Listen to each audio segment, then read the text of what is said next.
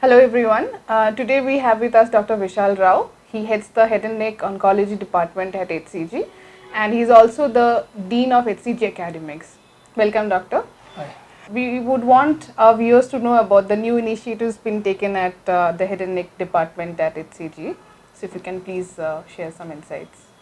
So currently in the Department of Surgical Oncology and in specific in the Department of Head and Neck, we are progressing towards building a center of excellence for surgical oncology with every subspecialty.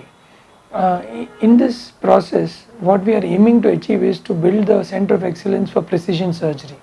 I think the next decade will be defined by precision surgery, and that's the aim at HCG, for us to build the entire department of precision oncology. Okay, so what is the role of robotic surgery in head and neck oncology? So if you look at every branch today, we are moving more and more towards organ preservation. And when we say about organ preservation, we don't limit ourselves to only non-surgical modalities. When we say organ preservation, we can also talk about surgical organ preservation, and that's where robotic surgery comes in. And robotic surgery has come in every single subspecialty today, gaining popularity. While many of the conventional surgical techniques still remain the gold standard, robotic surgery has come in a very new, interesting technological interface to assist, augment, and accelerate human healing. In head and neck, we are very commonly using it in oral cancers, oropharyngeal cancers, for neck dissections, for thyroid surgeries, and for laryngeal surgery. So, at HCG in our department, we have a completely separate vertical for minimally invasive surgery, which includes robotic surgery, which includes laser surgery, which focuses primarily on organ preservation. So when people come here, they come with the thing of saving that organ, and the beauty of this particular specialty is that it has made complex long surgeries into as near as a daycare surgery, and that's the beauty of it, to a short stay surgeries. So robotic blends with it the aspects of cosmesis and maintaining functionality, thus achieving organ preservation. Okay. And what are the new researches that are being undertaken by the head and neck department in HCG? So, as I told earlier, we are building the center of excellence for research, training, and academics. And in the bargain, what we have done is our current ongoing research is focused on some of the newer understanding of biology. So one of the main verticals that we are focusing on is, why do recurrences happen? How do we pick them up early? How can we ensure that patients who are now treated and effectively doing well do not have a recurrence? And that's been the core focus thrust of one of our areas in research, for which we are working on immunology, where we are trying to build our own cancer vaccines for head and neck cancer patients. We are trying to work with activating patients' immune system. 30% of our patients will recur despite the best treatments today across the world. Our focus has been, in these patients, can we understand their immune systems and reactivate them through activated T cells, through understanding immune editing, through trying to take the patient's own tumor cells and trying to prime their immune system so that they can be like soldiers inside the body, preventing recurrences in the future. In addition, we are doing some cutting edge work on circulating tumor cells to try and pick up these cancers much earlier, before they take a physical form. And so a lot of the thrust of research in our department in head and neck is about trying to prevent recurrences, trying to prevent tumors coming back, at the same time improving quality of life of patients. Because a lot of the time emphasis is given on only surgery, chemo, radiotherapy. But we've started, for example, a taste clinic. So through the radiation, a patient loses taste. Through chemotherapy, he has a disturbed taste. What can we do to improve his taste? So we have a separate taste clinic that only focuses on taste. We have a mucositis clinic that only looks at burning sensation through the therapies. So we've innovated on a lot of such areas of thrust areas which are important for patients, and hence very relevant to the clinical success of a patient's treatment. That's quite interesting to know. And moving on, doctor, what are the innovations that you see that has happened in the past, couple of months or the year in the oncology space?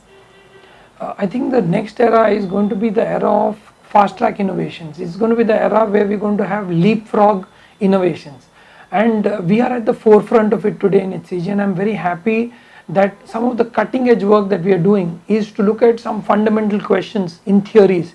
Like we are questioning the very basics of, is biology the final answer for cancer, or is physics going to be the answer? So we have currently just finished a paper where actually we are exploring the role of quantum physics in cancer. We are looking at whether is chemistry and physics going to define cancer, and will this lead to newer answers? Can we pick up cancers at stage -1? Stage 0 is pre-malignant, but stage -1 is at a much deeper electron levels. So we are working with a group of physicists to question status quos. We're looking at, instead of focusing on the cancer, can we focus on the immune systems, where we reactivate the complete immune system and try to train them. We're working on devices. We're working on devices that are going to actually fast track a lot of rehabilitation, like voice we have worked on. Similarly, we are currently working on synthetic biology. I believe synthetic biology is going to define the next era of oncology, where we are going to impart an old cell with a new function, or change the way the old cell will behave with the new interaction. Now this is what the new eras will be, where you see within the lab, within the few towers of HCG, we will have engineers, biologists, scientists working together with surgeons, and that's the speciality which we are defining oncology. We've in fact termed the coin here called transitional oncology. We've started our own association in this, where transitional oncology will be defined by bench to bedside innovations, but taking it from bedside to bench also. So it's going to be a kind of an ecosystem where we're going to talk both ways. Now all this while scientists used to define some questions and bring it to the bedside. Now at HCG what we've done, we've taken bedside questions to the research lab, which is within the confines of HCG. So it's not that you have to go into another institute, you just have to walk into another floor, and we are able to answer those same questions at the same time. And that's redefining the imagination with which we actually thought. We've created some new paradigms for extended reality. We are actually looking at extended reality in a ways to look at surgical navigation. We are looking at surgical precision. For example, with extended reality, we are looking at doing new innovative ways with robotic interactions for surgeries using virtual reality, augmented reality, where we can have, while I'm operating the patient, I can have the live feeds of the CT scans, MRIs. And that's the new era of innovations that we're going to come up with. How is HCG Academic promoting research, training and academics as a department? So at HCG, we've been giving a lot of thrust to cutting edge research, academics and training. Now interestingly, from HCG Academics, we are running about 28 courses and we have about 130 students at present. Wow. So we cover undergraduation, post-graduation, in-house fellowships, fellowships with the state government universities, fellowships with the DNB and various such programs. And the latest of which we are initiated is the clinical scientist program, where we're going to actually create a completely new blend of doctors for the future in oncology, where we'll have a surgeon scientist, we'll have a clinical scientist, where we'll have people working, where he's going to be working in the outpatient clinics, he's going to be operating, he's going to be seeing busy patients, but also spending some time in the laboratories, actually creating some path for the future. And I believe this is the thing that we work as a possibilitarian, that we create some path for the future, we create some light for the future. So we have courses, the latest of which we are the only institute in oncology today that is recognized by the Royal College of Surgeons to run an affiliated course with them. So Head and Neck Surgical Oncology runs an affiliated course with the Royal College of Surgeons, and I'm sure soon we will be recognized as a center of excellence for surgical oncology by the Royal College. In addition, we have about 4 or 5 universities that have tied up with us. We are hopefully going to be starting our in-house PhD courses. We've already started some subjects, but we're going to be expanding it to all subjects, where we're going to have PhD researchers working in-house with clinicians, again as a part of the extended clinical scientist programs. And lastly, we are in the area of training, we are trying to create a new nurtured environment for research. So what we are currently doing is, every student, for example, is mandated to work closely and be mentored by our clinicians to come into research, academics and training, because we want them to be ready for the future. We've recently tied up with Nature Publications, where we are running our programs on research and publication training, which we have opened to the world. we've actually opened to many other institutes across the state and country who are participating from across the country to come and train with us on how to do path-breaking research and innovations and publications. We are training students to be a good reviewer. So we have trained courses which we are again collaborating with Nature on how to be a good peer reviewer for a journal. And lastly, we've started our own journal of precision oncology.